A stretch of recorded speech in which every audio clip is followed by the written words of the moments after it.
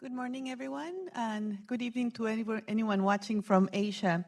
I am Mireya Solis, Director of the Center for East Asia Policy Studies at Brookings, and it's a great pleasure to co-host this event with the Research Institute of Economy, Trade, and Industry, and in particular to collaborate with its chairman, Dr. Shujiro Urata, who close to 30 years ago was my academic mentor when I first went to Japan to do my dissertation fieldwork. So this event is particularly special to me. We have a very important topic for today's session regarding the future of the economic relationship with China. In the past few months, the Biden administration has emphasized that the goal is to de-risk, that is, to try to ameliorate vulnerabilities, correct for over-dependence, but not to decouple from China, which would have vast economic consequences.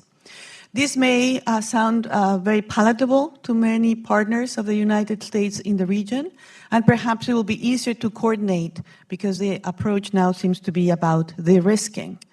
Today, however, we want to go deeper and then explore a range of views from the Indo-Pacific on what a de-risking strategy entails. Where are the areas of convergence? Where are gaps that need to be addressed for a coordinated approach? And of course, we have to factor in how China might respond to these de-risking moves. Let me introduce the experts in the panel in the order in which I will ask them to provide short framing remarks. Emily Benson is Director of the Project on Trade and Technology and Senior Fellow of the Scholl Chair in International Business at CSIS, where she focuses on trade, investment, and technology issues. Shujiro Urata is Chairman of RIETI, Professor Emeritus at Waseda University, and Senior Research Advisor for the Economic Research Institute for ASEAN and East Asia.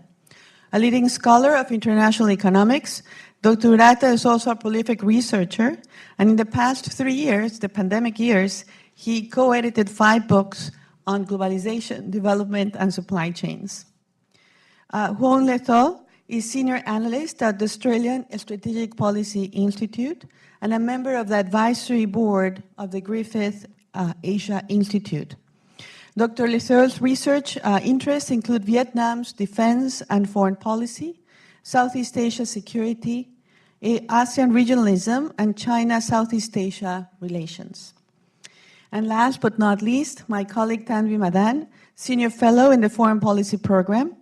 Her work explores India's role in the world and its foreign policy, the US and India's approaches in the Indo-Pacific. Tanvi is a leading expert on the Quad, and she has recently launched the podcast Global India, which I highly recommend to all of you. So what I've asked the panelists to start us with is with country perspectives on a de-risking approach towards China, so we can begin to compare and contrast where areas of similarity and difference exist. So Emily, if you could please get us started. Thank you. Thank you so much to you and Brookings for inviting me to participate today. It's a real pleasure to be here.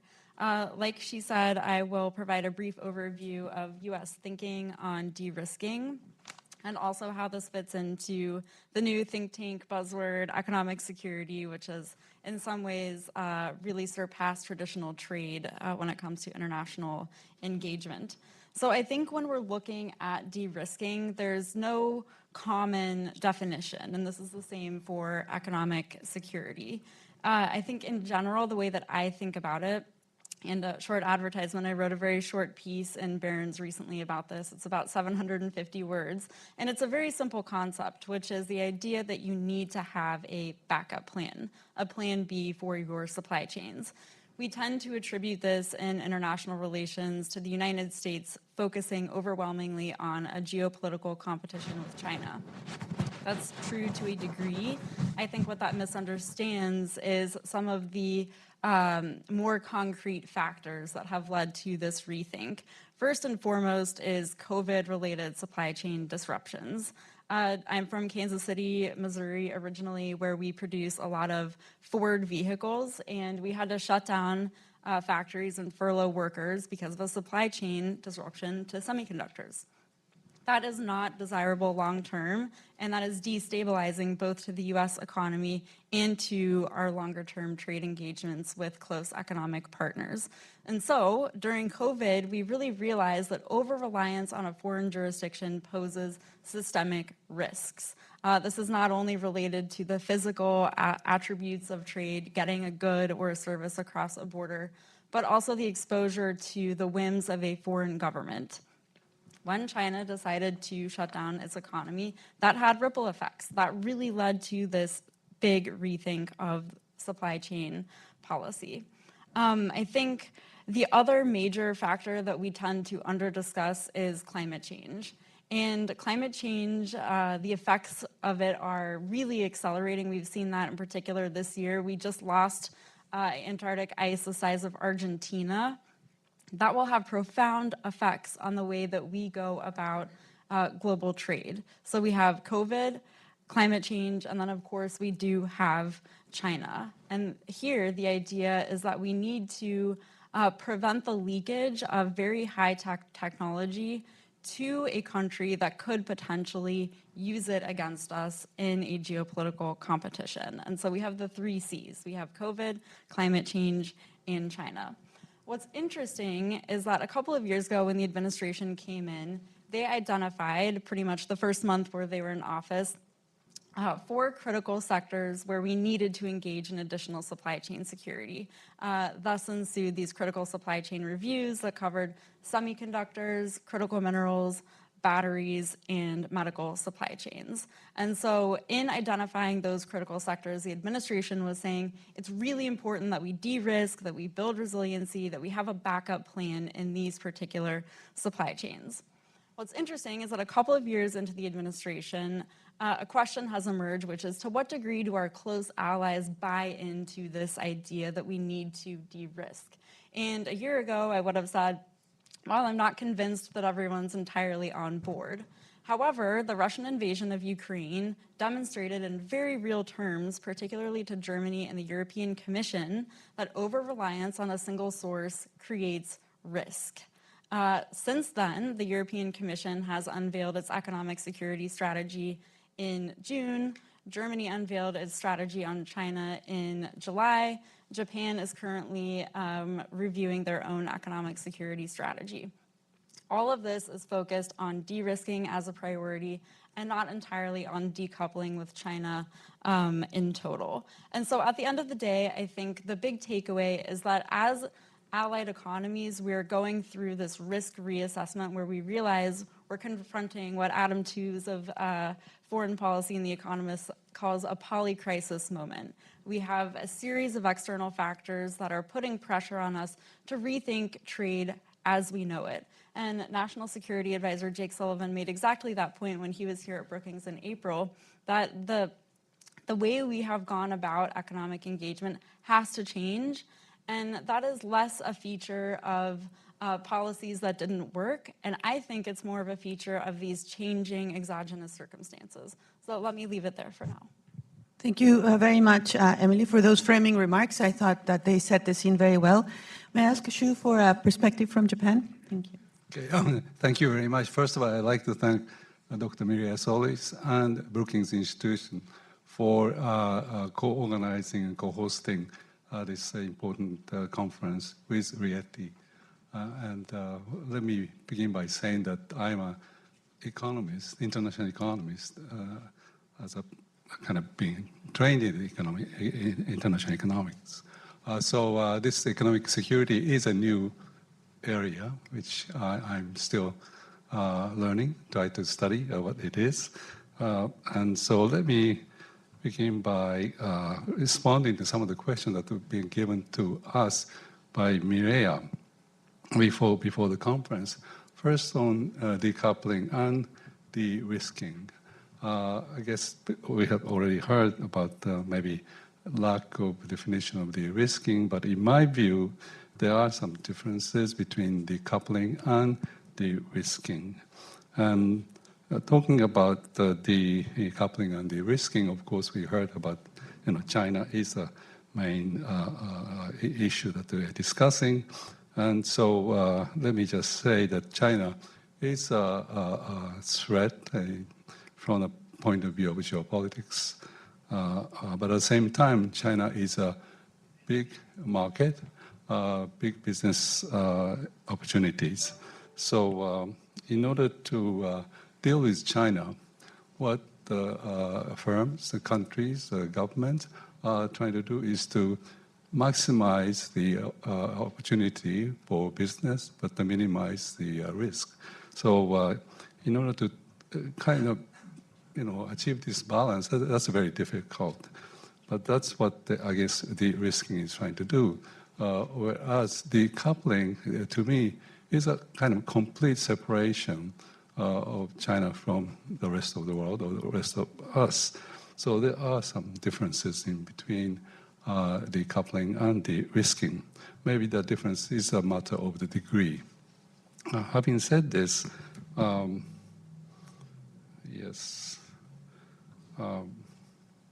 having said this, I'd like to talk about how Japan or Japanese government is trying to perform the risking strategy. And the Japanese government have provided subsidies or other forms of economic assistance to Japanese firms to diversify their activities, to reduce the dependence on China, to deal with this uncertainty and the China issue. And specifically, the Japanese government have provided subsidy to firms which are interested in investing in other East Asian countries, such as ASEAN countries. At the same time, Japanese government provides subsidy to firms which are planning to invest back in Japan, or reshoring, you may call it. So these two types of subsidies are given to Japanese firms to reduce risks from too much dependence on China. From economist point of view, first type of subsidy, which is given to firms interested in investing in ASEAN countries, can be justified for the reason that I just mentioned, that is to reduce risk. But what about the subsidy to firms who are interested in reshoring back to Japan? That is good for Japanese economy because that will maintain employment opportunities, and that will maintain the business of maybe important sectors in Japan. But Japan is a country which is prone to have natural disasters, such as earthquakes. So having all the firms or factories, activities back in Japan cannot be really justified from that point of view. So here you need a balance between giving business opportunities back in Japan from the point of view of economic activities, but at the same time you have to look at the possible cost of too much concentration in Japan. So that's one important, I think, issue when we talk about the supply, especially supply chain resilience. And I'd like to talk about the approaches that the Japanese government has. I already talked about subsidy. And also we have we introduced export restrictions, just like the United States. But the one big difference between the US and Japan is the imposition of tariffs on imports from China. That is one very important means that the US government have introduced.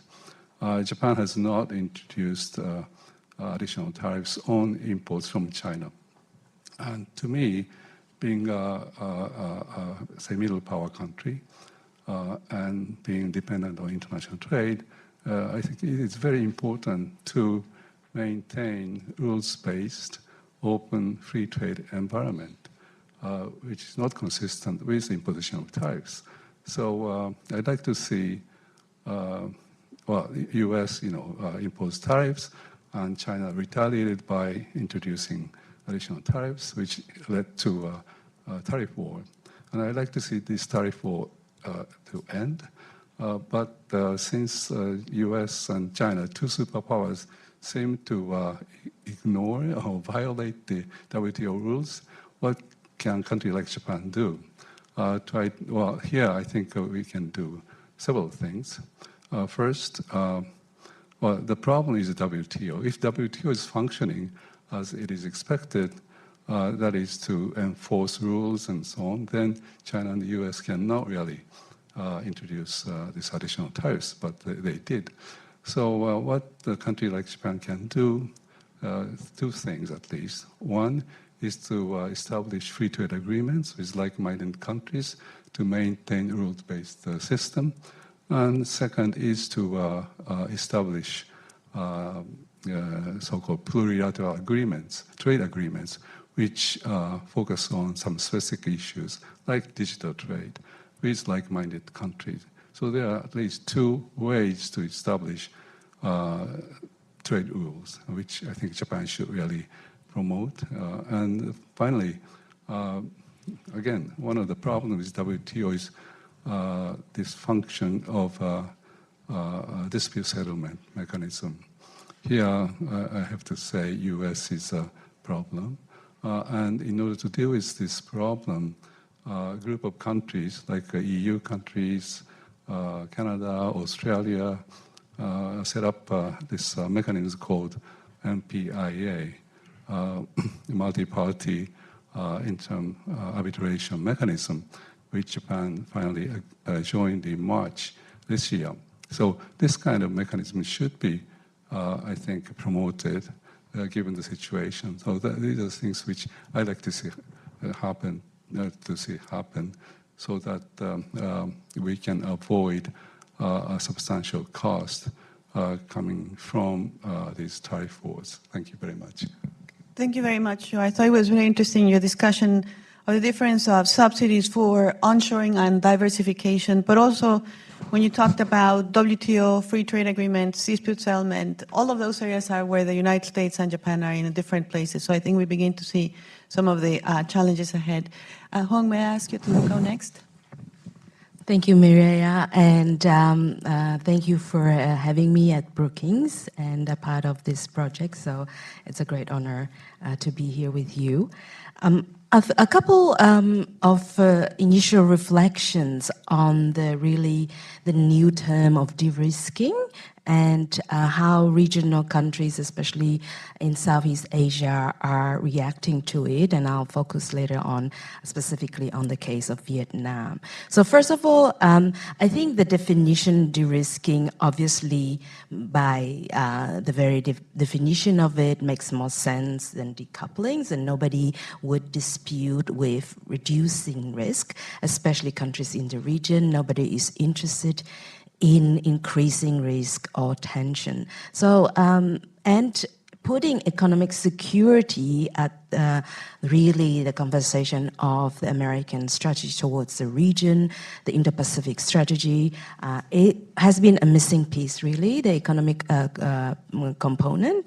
So I think in general, having that economic security at the forefront is largely welcome, and for the regional countries is an integral part of broader security, right? There's no security without economic security. So in that sense, de-risking shouldn't be much of controversy, is it? But I think there's a lot of still unclarity. What does that really mean? Not everybody has the expertise that Urata-san has to understand the definition, and I think it's still really relatively poorly defined and poorly explained to the countries in the region. For example, de-risking for whom? For the United States, and if so, why does that matter for the countries in the region? What it is there for them, right? And in general, de-risking as still continuing the practice that are trying to disentangle from China. Obviously, in a protectionist way, the US chooses certain critical sectors to protect. That makes sense for US, but countries in the region are very intricately interconnected with China and global trade system, so it's not going to be a straightforward solution for them. And in general, I think de-risking may be a fancy term or whatever other terms can come up, but that might in practice mean that it is still a practical way of asking to choose, right? Because if we still limiting access of China to certain sectors in certain trade aspects, then it is, for countries in the region, it does mean, in practical sense, forcing to choose, despite the official rhetoric coming from the US government that it is not imposing the choice. So I think this is the big question. It's much more political and security embedded than just economic one. In general, obviously, the countries in the region are not very vocal in that regard. They won't come up and criticize. China has criticized the term de-risking as a false narrative, really.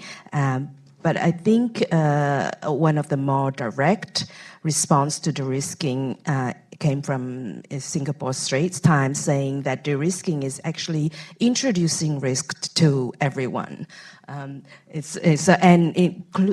Involving more of opacity to the global financial system is not reassuring anyone in particular.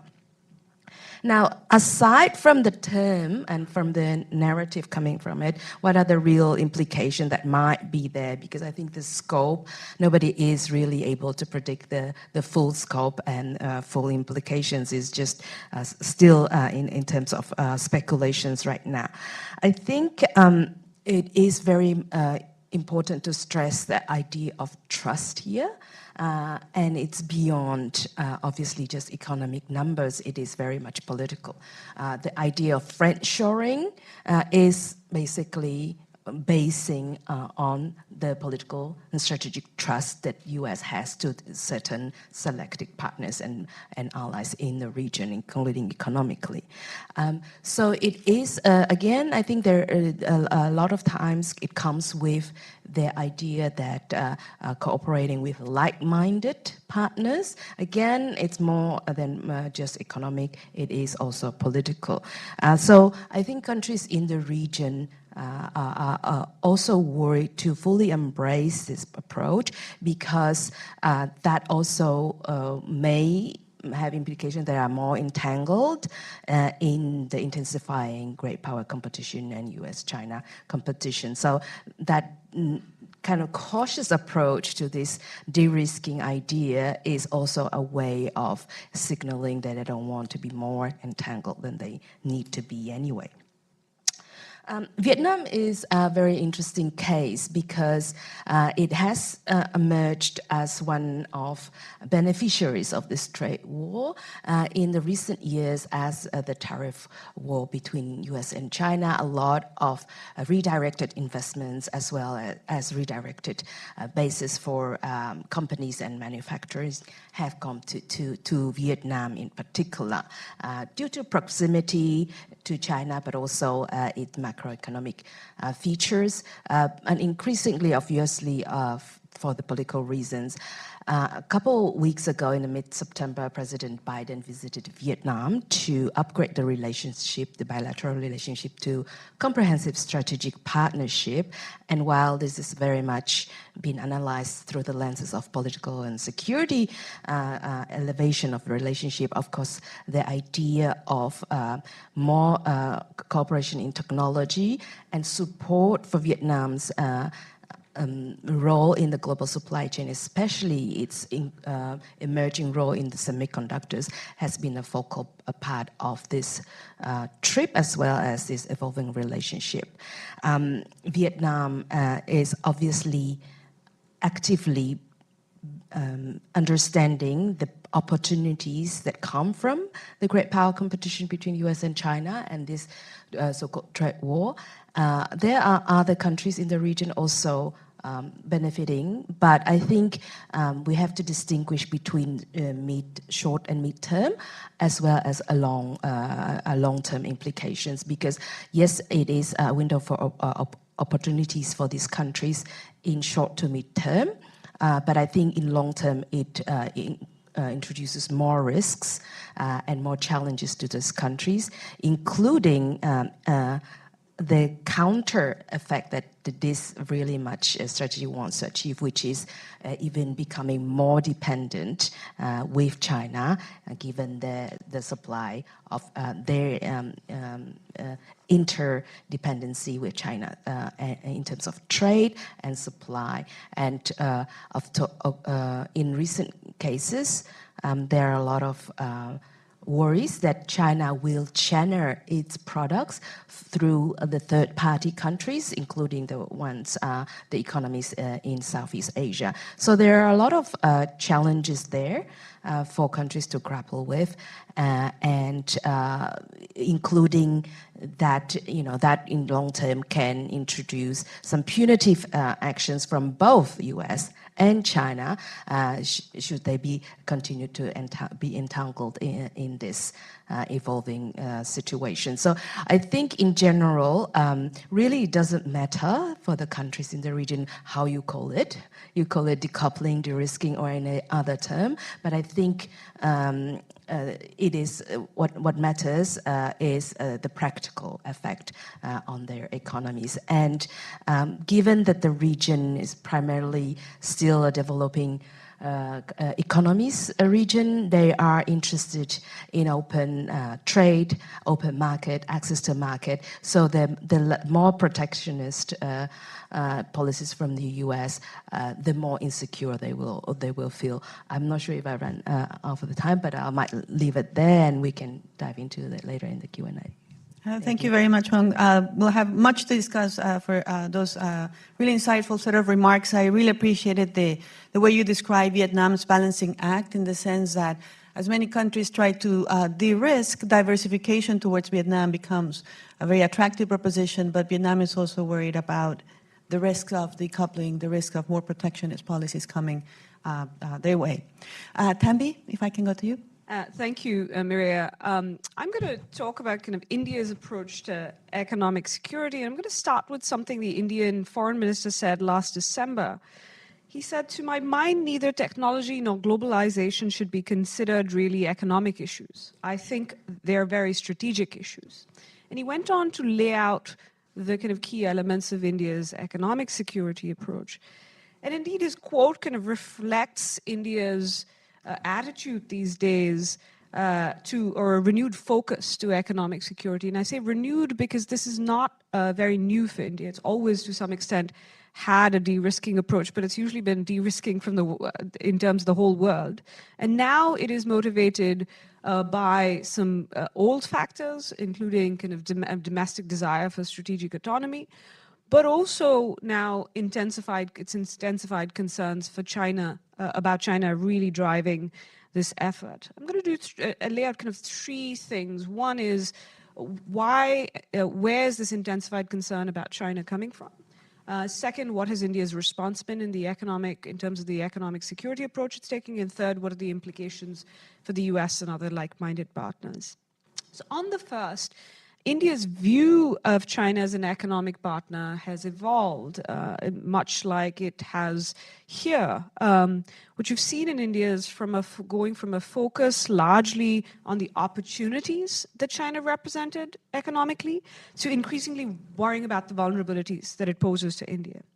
And this has resulted from India's increased strategic concerns about China, particularly inflection point in 2020, where there was the one-two punch of China's COVID approach, which India worried about kind of its economic security approach and decoupling to some extent, but also its lack of transparency.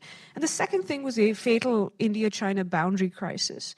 And what these kind of two crises did is intensified Indian concerns about economic overdependence and exposure to China, inroads that Chinese companies, particularly those with close links to the state, the inroads they had made into certain sensitive Indian sectors, and also concerns about broader avenues of Chinese influence within India. And so what you saw is, in response, India seeking to identify or reduce or even mitigate India's vulnerabilities, particularly in critical sectors. You can call it, it was less like decoupling, though in certain cases India decoupled from TikTok, for example, overnight. But otherwise it was more like de-risking or disentangling. And this effort of kind of this de-risking has involved kind of three prongs. One is what you could think of as denial or limiting Chinese access, which has involved policy measures designed to restrict or increase scrutiny, extra scrutiny on Chinese activities in the economic, technology, telecommunications, but even public diplomacy, education and civil society and media sectors from Chinese entities. The second prong is indigenization or reshoring, which has been an emphasis or re-emphasis on what India calls Atmanirbharta or self-reliance, which has involved a reactive element, discouraging imports and investments from China, and a proactive element, which is a kind of a drive to incentivize Indian and foreign companies to manufacture in India.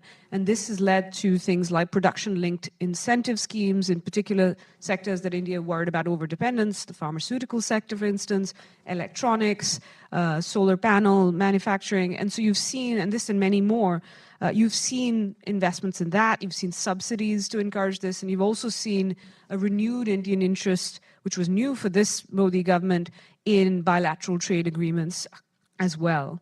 I think you've also seen a third prong. So you have denial, you have indigenization. The third prong was diversification, or you can call it friendshoring.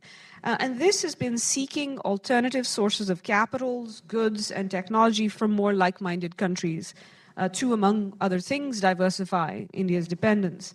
And in turn, India, much like Vietnam, has been seeking to take advantage of other countries' desire to diversify or friendshore as well.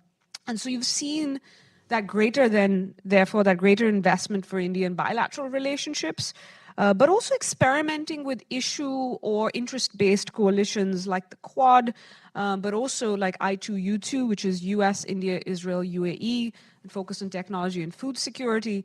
And then you have the most recent announcement of IMEC, the India-Middle East India-Middle East-Europe Economic Corridor, which we'll see where it goes, but this is very much in that same vein. Finally, just kind of some challenges and opportunities I think that this poses for the US and other countries. In terms of the opportunity space, as kind of is evident from just this last point I made about diversification, but also the three prongs, these themes parallel or converge with kind of the American ones pretty closely in some areas. And indeed, India's concerns about China and its resultant approach have opened the door to kind of an interest in increased economic and technology cooperation with the US. You see this also with the Initiative on Critical and Emerging Technologies that the US and India launched earlier this year and led by kind of the national security advisors. But the path is also opening the door not just to this economic and technology collaboration with the US, but also with other major and middle powers who are seeking a partnership with India, in part because Delhi prefers to maintain a diversified portfolio of partners. It doesn't want to replace overdependence on China with overdependence on the US, so it's diversifying its dependence, so to speak. Having said that, there are some, and the final point I'll make is just highlighting some challenges.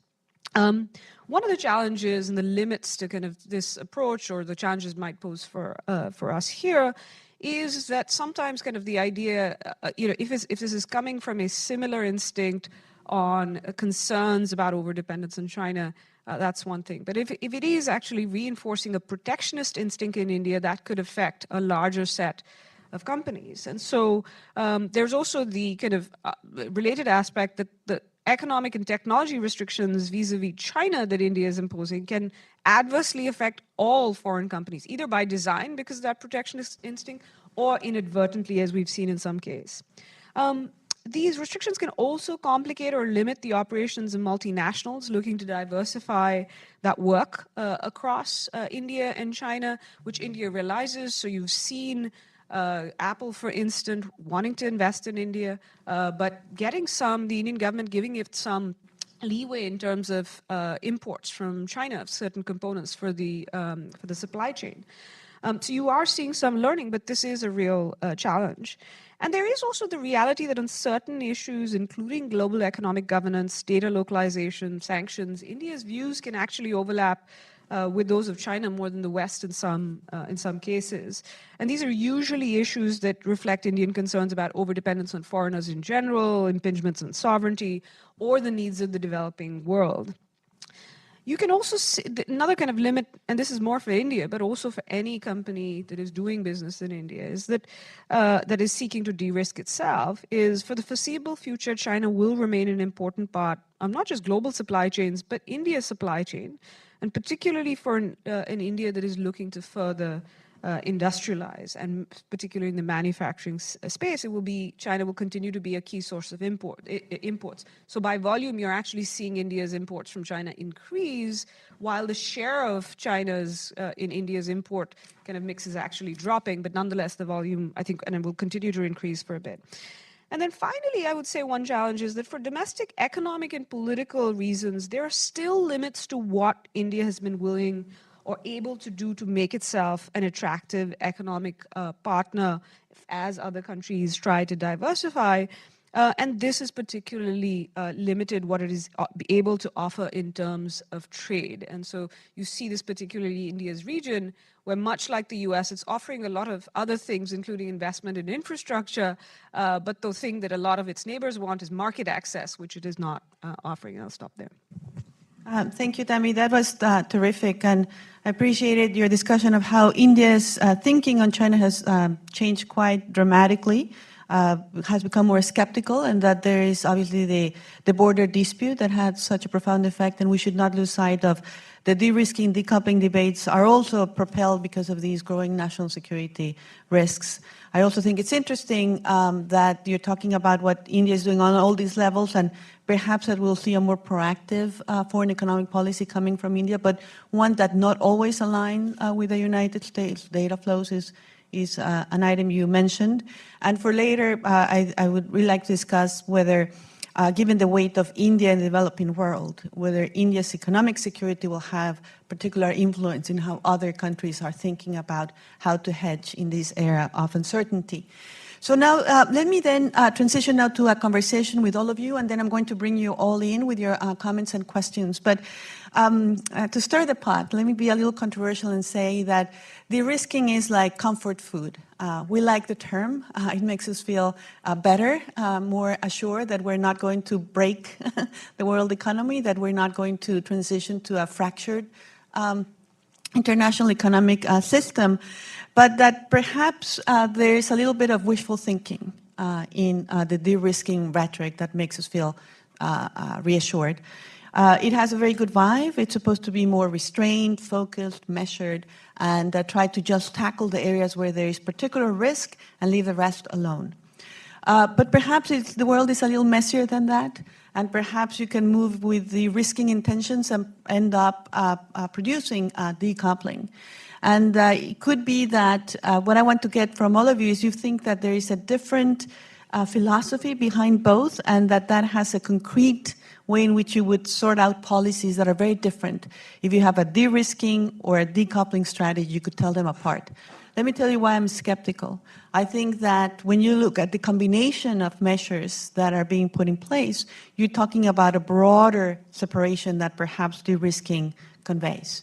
When you think about the era tariffs that have remained in place, when you think about export controls that are likely going to increase, not decrease, as we tackle new areas in the technological frontier, the yard is likely to get bigger. When you talk about industrial policy subsidies, there's going to be a substantial competition there. So I would love to hear from all of you whether you think that indeed there is something that separates the risking from decoupling, and quite candidly, if you think that the United States is practicing de-risking and not decoupling. Any takers? Sure, I'm happy to kick this one off. If I could just very quickly respond to what I think your three main points are about, potentially in favor of the argument that the U.S. is actually decoupling: tariffs, export controls, and subsidies. I think each one of those has sort of a different political economy behind the policy. If you look at tariffs, it's really hard to be that guy that says, well, I'm reducing tariffs, I'm weak on China. That's a very fast way to lose a political constituency in an election cycle. And in that way, they're sort of like sanctions where they're very difficult politically to unwind. So I think that's one bucket. They stand alone in their unique features. Export controls, I think, even with a broadening scope of controls potentially to include quantum technology, artificial intelligence, additional semiconductors, if we ever manage to get the final October 7th rule, that still does conform to de-risking because it fits into this very narrow application of what we define as critical from a national security perspective, meaning we want to prevent the leakage of those technologies. So I'm still convinced that those are relatively, relatively surgical in nature. In terms of subsidies, if you look at the $52 billion CHIPS and Science Act, $39 billion is slated for production capacity in the United States. That is roughly equal to one fabrication facility and a half, 1.5 fabrication facilities. That's not enough to completely reconstitute global supply chains. If you combine the $52 billion here with the commensurate package in Europe, and then you take the tax credits into Korea into account, and you look at this forthcoming additional package in Japan, potentially all of that could significantly retool global supply chains that would facilitate over time a decoupling, but that is extraordinarily difficult to pull off. If you look at this Rapidus example in Japan, the United States engaged in very intensive bilateral negotiations with the Japanese government. IBM liberalized a host of patents, and Rapidus Corporation in Japan is now pooling resources in order to scale up 2-nanometer semiconductor production in Japan.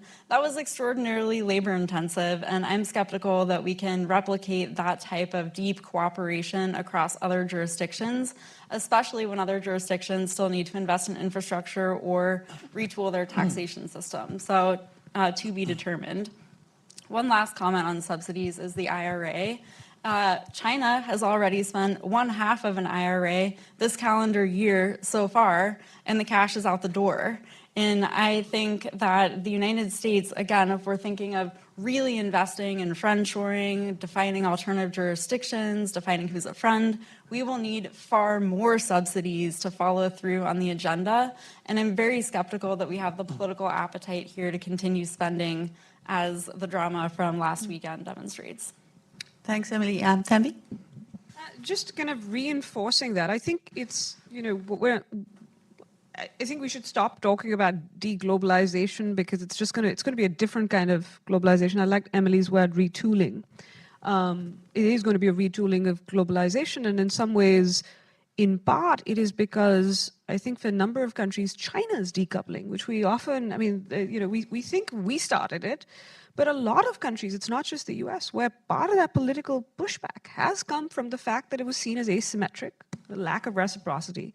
And so I think you will see a rejigging, but the realities, the global realities that made globalization happen the way it did will to some extent continue. I think you'll see, the one other area we haven't talked about is immigration.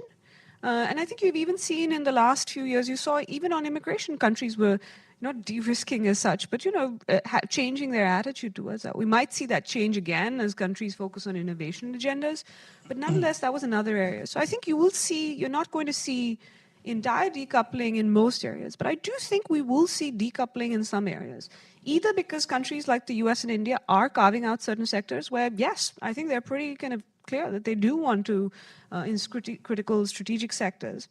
But I think some might, even if it wasn't intended for decoupling, for the reason that, if you are a business and you have to make big investments and if there's a certain amount of uncertainty and you don't know where government policy is going to go, you might just decide that whether it's the geopolitical risk, we haven't mentioned the Russian invasion of Ukraine, that I think is also added. You don't know if there's going to be sanctions. You don't know if, an authoritarian regime somewhere is going to take a decision suddenly overnight that will change the whole landscape and put pressures on you. So I think that might lead to something nearing decoupling, or at least intensified de-risking that could result in decoupling. And then I think finally, as I said, I think China is continuing to decouple. If it might have started it, there's been a reaction. Now I think its own counter-reaction will mean, I do think there will be some areas that, because China's decoupling, we will see that too. One space that would be very interesting to see if we do, whether we de-risk or decouple or diversify, is electric vehicles. And let's see where Europe and the US and I've already seen in India turning down investments from Chinese companies in that space. But that's one area I'd watch. Thank you very much. Shu, please go ahead. Right. I'd like to begin with following up the comment on this decoupling or de-risking strategy, its impacts on businesses. Businesses, like you said, and I said earlier, they are very much concerned with uncertainty. And the de-risking or decoupling, these government strategy can change very quickly. It happens. And so what businesses like to see is the certainty coming from government policy. I know it is very difficult for the government to come up with certainty in this respect, because economic security has something to do with risk, and risk is uncertain. But having said this, again, businesses say, please make the, policies as transparent as possible so that they can respond to these policies if they are clearly understood. So that's first point. And decoupling from China, yes, and decoupling or de-risking from China, and de-risking or decoupling from US. And if that continues, tit for tat, that's we fall into so-called prisoner's dilemma. And that's what we like to avoid. And that prisoner's dilemma case would not only hurt two countries, US and China, but the rest of us, like Japan, Vietnam, and other countries. So how can we avoid going to or falling into prisoner's dilemma? What we need is, of course, communication, and that is very difficult under current circumstances. But I'd like to see much more communication between countries, not only US and China, and of course, like so-called friend shoring type countries too. So like-minded countries need to really communicate much more than we have done. And finally, I'd like to just repeat about the importance of setting up a rules-based trade and investment order, which we can still do if like-minded countries get together and to work on this, so that we can reduce the cost of economic cost of pursuing economic security. Economic security is justified under current circumstances, but what we need is minimize the cost, economic cost of pursuing economic security. Thank you. Thank you very much. So I'm glad that all of you have brought to the discussion. Huang, you had a comment on this? Yes, just very quickly. I'll ask my question next after you. Very short. So I would just add to the discussion that, and I would start with what Urata-san said, that the communication is very critical. I think from the regional perspective, regional understanding, there's merely no sufficient strategic communication and explanation in terms of what is the difference between decoupling and de-risking, and what are the new policies of the U.S. in this regard. Yeah, I mean, decoupling seems unattainable, really. And in fact, while pursuing this tariff war, there are certain sectors that actually have gone up between US and Chinese trade. So it is very confusing for the region. I think that's the first point, that strategic messaging needs to be delivered enough to the region. It is certainly not. And as Tanvi also mentioned, China has been pursuing the self-sufficiency measures for a long time, and that somehow doesn't meet with that much of controversy, at least rhetorically, in terms of narrative from the region. The other point is that with the de-risking, it's clear that there are certain key strategic sectors that the US government want to focus on, and we mentioned some of them, including tech, semiconductors, quantum computing, AI, and biotechnology, and so on and so forth.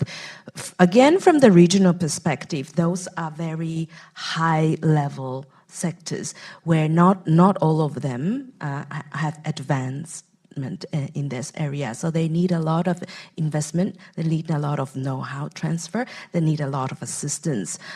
This is not, they're not going to be on the same page as US and the more advanced economies, the allies. So there is a lot of gap in these key sectors, and they will prove whether this de-risking strategy is successful or not. This is a key. And finally, I would add to is the point of this sustainability of this strategy. Like with the TPP or later CPTPP, the US ended up withdrawing. We have now the IPEF, a new initiative that involve when it comes to Southeast Asia. Some of them, not all of them. And again, there has been a very cautious and rather restrained response. Similarly, when the first time the Indo-Pacific strategy was announced, it was a lot of confusion. The regional countries have for a long time emphasized the confusion element of it. What does it mean? Is it policy? Is it narrative? Is it strategy? And we had to wait quite a number of years, even including to the next administration, to have that strategy fleshed out in details and explained to the region. So for a long time, for a number of years, there was no warm welcome from the region for the Indo-Pacific strategy, simply because they didn't understand what that entails. And I think this might be similar trap that the de-risking is falling into, lack of sufficient explanation and understanding. And finally, the very last point I would say is I think countries in the region also are mindful of the domestic politics factor there, and whether they are protracting response or how do they respond is also is a question mark how sustainable this policy will be, given that there is a looming election coming up as well. So they won't respond until there is certainty, but this is also the domestic factor in it. Thank you very much, Huang. That was really interesting. So time is running fast. So I have a couple of questions I would like to ask before I open up to the audience. And I think it was really important, like all of you did, to bring China more to the center of discussion. And as Tammy mentioned, in many ways, China started de-risking or decoupling from the world economy first. And with this self-reliance push, the Made in China 2025, the internet wall, there are many things that China has done that increase the risk factor for many of its counterparts. But taking that into account, I have two questions for the panel. One is that the United States has moved to a different theory of the case, of how you compete with China on technology. And National Security Advisor Sullivan, I think it was almost like a year ago, in a speech, I don't think it was at Brookings, but somewhere else, it does happen, said that, in the past, the approach was that the United States was thinking of a sliding scale approach. As long as we're ahead in some technologies from China, that was considered sufficient. Now, because of China's civil-military fusion, it's a different calculus, and therefore the United States should try to prevent China holding certain technologies for as long as possible, stave them off for as long as possible. Are our close partners in the region aligned with that definition of what it takes to compete with China on technology? That would be my first question. How is India, Japan, Vietnam, and others thinking about the new direction on the restrictions on technology that go to China? So why don't I start there first? Well, Well, I have to say, I mean, this new strategy that Jake Sullivan, I guess, outlined, honestly speaking, I didn't know that happened. But as far as I see, the Japanese government, I'm sure that they know this change in U.S. policy on technology or export restrictions. And so Japanese government and the U.S. government are working very closely in this area. So I'm sure that the Japanese government will follow what the new U.S. strategy is, and that's my guess. I'm sorry. So that's all I can say. Thank you. And I forgot I had a second question to add to this, Shu. How is China likely to respond to the de-risking measures? Emily, for example, I know you've done a lot of work on export controls, and China recently tightened exports of germanium and gallium. But for the most part, I think after October 7th, the tone of discussion was that China had been restrained in its response to that very important decision. Are we going to expect more from China going forward? So just add that to the mix whenever, if you'd like to respond to these questions. China will continue. I mean, responding, say, positively or negatively, but responding to the challenge that the U.S. is imposing. So China will respond or retaliate, so to speak. That's how I. Thank you. Did the mic work? Sorry, Shu. Oh, Why don't you sorry. answer with this one? No, what I said is that in response to this U.S. policy, changing U.S. policy, China will respond. I don't know if it's positively or negatively how to express this, but they do retaliate. They do follow by by responding. Do you say it is positively or negatively, depending on how you look at it? I guess. I mean, outright, response. Thank you. Thank you very much. I'll go down the panel.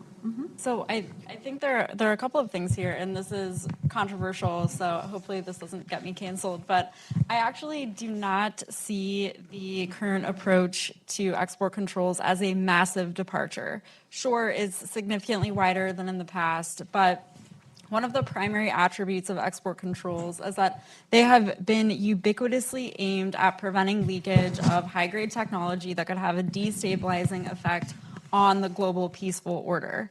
That is the same today with the current pursuit of export controls, but the target scope is a little bit broader and the technologies are different.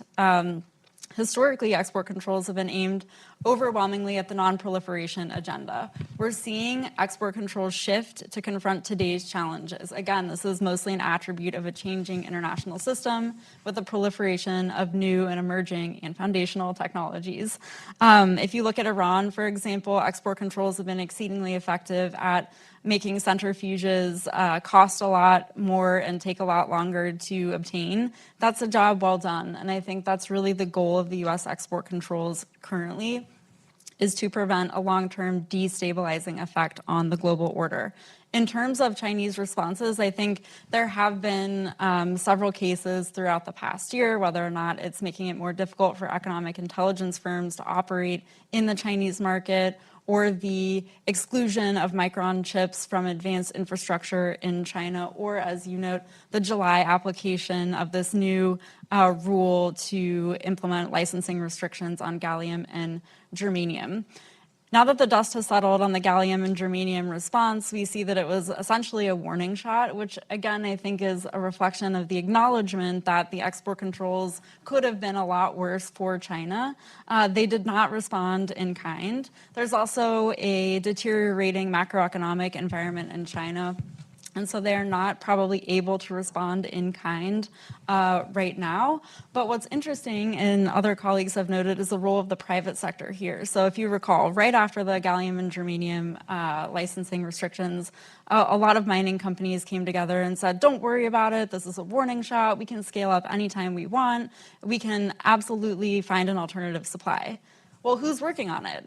I have not seen any new news bits about contracts or new processing facilities. And that's something that will have to change moving forward. We really need to get that last 10 or 15% of the supply chain finished where we're actually building the facilities. And so this is a good opportunity to demonstrate the utility of the friendshoring agenda and also our ability to carry it out together. Thank you very much. Any other comments before we open up? Can I comment on the technology question? Just to draw a parallel to the previous case of the Huawei ban, because I did a study on the regional responses in Southeast Asia on it, and draw a parallel to the current landscape. So just a preface is that the technology landscape capability and policies across 10 ASEAN countries, or 11 if you count into Timor as well, is very, very, very diverse. We have a very advanced Singapore, but we have also in the region countries like Laos and Myanmar, where you don't have even very stable or reliable internet, or Vietnam for that matter, which had issues with its undersea cables. 4 out of 6 had been disrupted for months, for example. So this is a very, very diverse landscape, yet the demand and growth is very rapid. So a Google report look at only the internet economy of the region. This is going to be the fastest growing region when it comes to digital economy and the connectivity and internet economy in itself. So in 2020s, this region is going to be the producing trillion. It becomes a trillion 20s, so to speak.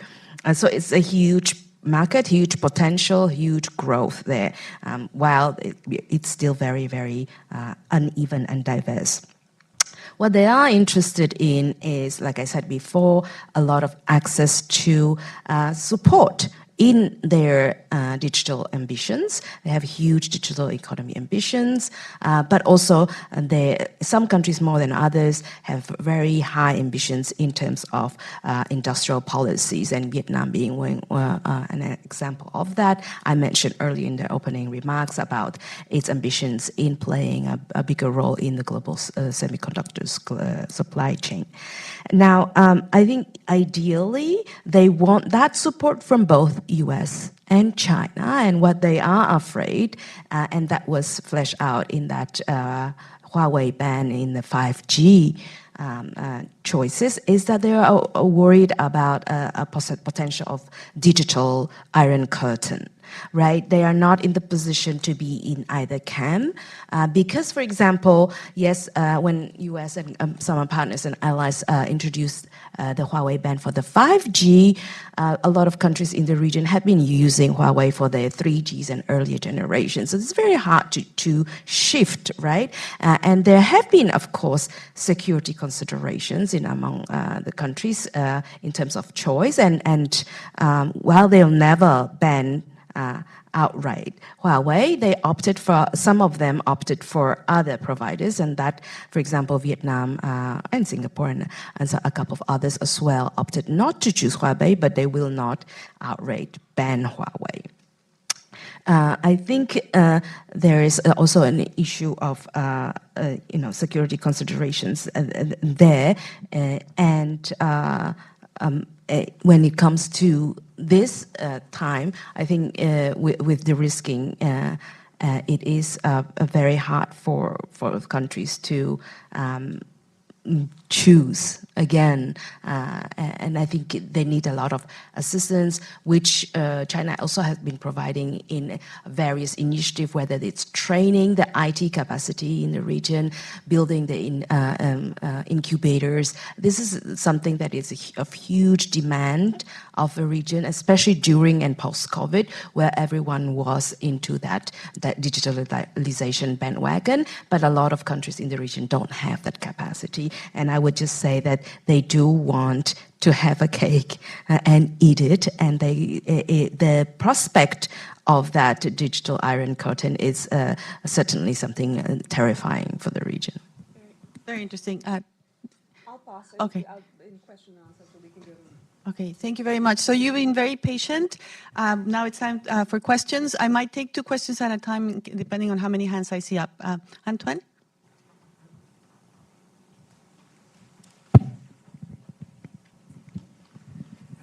Antoine van Akmal, Brookings trustee and a former active investor in Asia. 2 questions.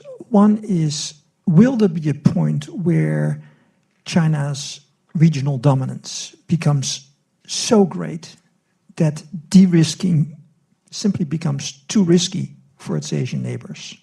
Second question is, I've been surprised by how fast the obsession with efficiency has turned into an obsession with de-risking. But both have their costs. Have there been really serious studies made on to quantify the impact on efficiency of de-risking efforts, on economic growth and inflation? Let's not forget it's a form of protectionism. And I found it interesting to see the example how business visits to China have dropped off 99%. I mean, that's a stunning statistic for someone who traveled quite a bit to China. Thank you very much. If I may add Professor Todo's question, and then I'll ask the panel to respond. Thank you very much. I'm Yasugi Todo from Waseda University, Tokyo. I actually mentioned a lack of communication, which leads to a kind of concerns in the region. And in that sense, I believe that Japan could play a significant role in bridging the U.S. and Asian countries. And so I would like to ask Wong and Tanvi whether you would agree with that. And if so, what kind of areas, in particular, Japan could play a significant role? Thank you very much. Thank you. Excellent questions all around. Responses from the panel? Shu, I see you're ready. Can I respond to the first question about the possible China's dominance in East Asia? I think you're talking about first economic dominance. I mean, China was, but I think political dominance, I guess, pretty much depends on, as far as I see it, depends on the economic dominance too. So being an economist, I'd like to talk about the possible Chinese dominance in economic activities, or GDP, I guess, in East Asia. Without considering the problem they are having right now, if we look at the long-term trend, like demographic change, the population is going to decline quite soon. I guess working population is going to decline much faster, earlier than population itself. So, I mean, from that point of view, this is just one factor which has a very strong impact on future economic activity in China. What I'm trying to say is that it's very unlikely that China will become a dominant in East Asia, considering or comparing China's performance and performance of other countries like India, which is growing much faster than China, Indonesia, some other Southeast Asian nation countries, ASEAN countries. So again, I think, that's a very interesting question that you posed, but from the economist's point of view, this is a very unlikely possibility. That's my response to the first question. Thank you very much. Tanvi? Yeah, I think that question of China's responses or China's dominance is connected in some ways to that China's response question in my mind, and I'll just say something about that. But I think part of it is in terms of questioning whether there's a straight line trend to that regional dominance, both geopolitically and economically. Partly because I think it depends on what others do. Do you take it as a fait accompli if you're a smaller state in the region? But yes, if you think it's inevitable and that you don't have other choices. So I think our framing needs to be not I want you to choose me. It is, I am coming to you with choices. Because I think regionally, and Huang might think differently, but I think in the region there's a general tendency to want that choice. And so as long as we're offering it, and I think this is where not just the US, but Japan, Australia, India, Korea, European countries can play a significant role. In Japan, I would just say I would recommend my colleague Mireya's new book on Japan's quiet leadership, because I think, pointing out that while we think about it as dominance, once we start breaking down the numbers, China as a trade partner, yes, but as an investment partner, if we club together kind of the like-mindeds, significant economic and technology role. If you start thinking about connectivity, Japan in particular, but Korea as well, India and South Asia, you start to see Europeans. We just don't think about it as a collective because there isn't a collective security mechanism. But I think as long as you see these collaborative, coordinated mechanisms amongst like-mindeds, and it means making things, as Emily was saying, things like the Mineral Security Partnership real, I think you will see countries not wanting one large kind of hegemon. I think the other thing is, unfortunately, and I think this is a frustration for China. In some ways, you'd think it's a large country. It feels like it should be able to dominate its neighborhood. Problem for China is it's surrounded by several large countries. So India, Japan, Korea, in terms of especially economically, but also Indonesia. And, the countries in Southeast Asia with whom it has had geopolitical tensions aren't exactly small as well.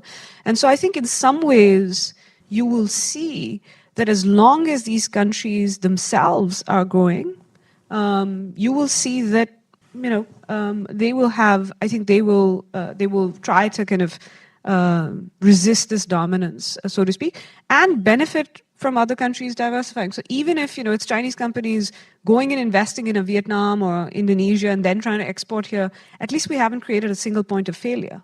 And at least they're going to have to do it from there rather than here, so distributed. And the reason I think it's connected to China's response, I think because of that reality, that it will get resistance in Asia to some extent if choice is offered. I actually think along with continuing to occasionally have retaliatory moves, like restrictions, export restrictions, I think you'll see China invest a lot more or double down on self-reliance. And the other thing I think you'll see it do is invest a lot more, and in money but also time in terms of the developing world outside Asia, so Africa, Latin America, because the other thing that'll help them do is impose standards potentially. It's their own standards. Great, thank you very much. I've been remiss, I have not brought the online audience, and we care about the online audience very much. So I'm going to ask a question that we received. I'm going to take one more question that I think I saw someone raise their hand. And then I'll go first to Emily and Huang, because I didn't give you a chance in the last round. You can address the previous questions or the new ones, and then it'll be a wrap in 3 minutes. So a lot to accomplish. So I think that this question comes from Max Murray Brooks from the UK government, and I think it ties in very much with the discussion just now. And he's basically asking whether we are actually seeing a more natural process where labor cost increases in China are leading to this relocation of manufacturing activities, and the slowdown of the economy might be another factor that we add, the demographic shift. So again, whether China's economic influence in the region, and here I'm adding words, that's not his question, might also be impacted by these broader demographic economic trends. And then one last question.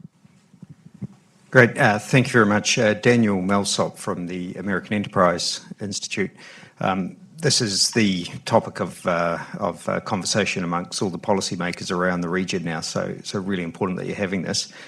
First, a comment on the decoupling versus de-risking. I think it's pretty clear that no one wants decoupling, right? That's what we're doing with Russia. That's what we did a long time ago with North Korea, Iran.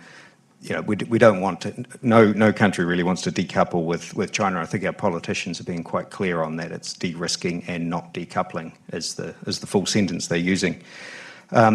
For countries in the region, though, China is the number one export market, trading partner for most countries in the region. So they least of all don't want decoupling. When it comes to the de-risking options, it's a little bit different to the US. The policy levers, the idea of countries in the region imposing sanctions, trade sanctions on China is, something that very few would be willing to comprehend, given the risk. It actually increases the risk, it doesn't decrease.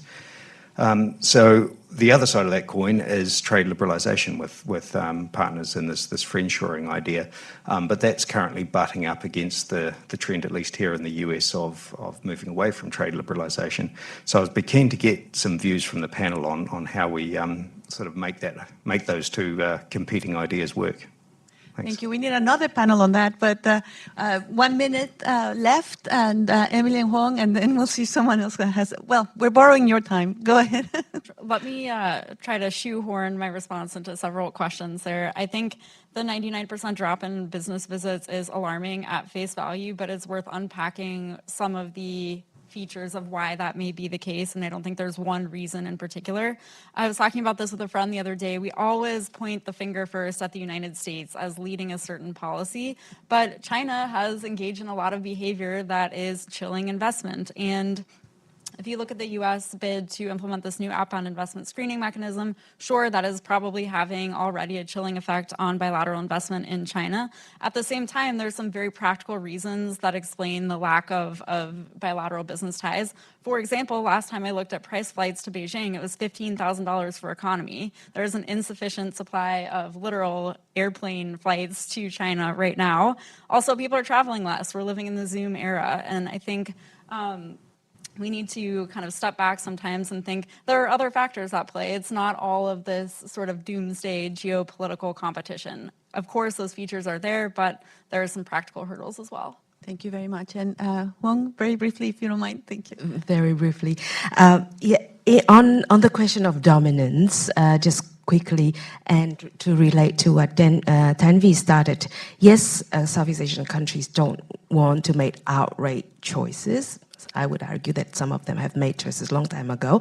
It's a question whether they stick to it or not, or are making new choices. That's another thing. But they want to have options, or they want to have alternatives. Japan has been mentioned, and other countries, including the EU, Australia, India, and so on and so forth. Japan plays a very important role, especially in Southeast Asia, because, and in fact, in terms of soft power, it is really the choice if they had to make. I think the trust towards Japan is the highest in the region, so the proposition of Japan playing a really important role in strategic communication is one of the key one in terms of diplomatic role. I wanted to make a point back to the dominance, and this is something I've written before, and I've advised U.S. government that you have to be in it to win it. And in terms of China's being there and very intertwined in every possible way with the region, whether they like it or not. China is in RCEP, for example. US is missing in the trade. There is no question about, who's going to set standard. You can't set standard. You're not there. Simple as that. And in terms of economic versus security, there is also a question of really mundane factor of affordability. That was a factor in 5G Huawei as well, and it will be a factor in many other things, including infrastructure. Yes, for example, countries in the region are apprehensive of Chinese security challenges, and Vietnam being at the forefront of it, and perhaps staying more away than other countries from BRI, but that doesn't change the fact that the Vietnamese market, as well as any other market, are overfloated with Chinese products simply because of the quantity and the prices. And that's not going to change. And the more users restrict Chinese products, the more they will overflow the Southeast Asian and developing countries in Latin America, Africa included. So the argument of affordability is something that US often forgets, but it is often the one that really leads in decision-making in the region. So I'll stop there. Thank you very much. Thank you for joining us today. Can you please join me in thanking the panelists for excellent remarks today?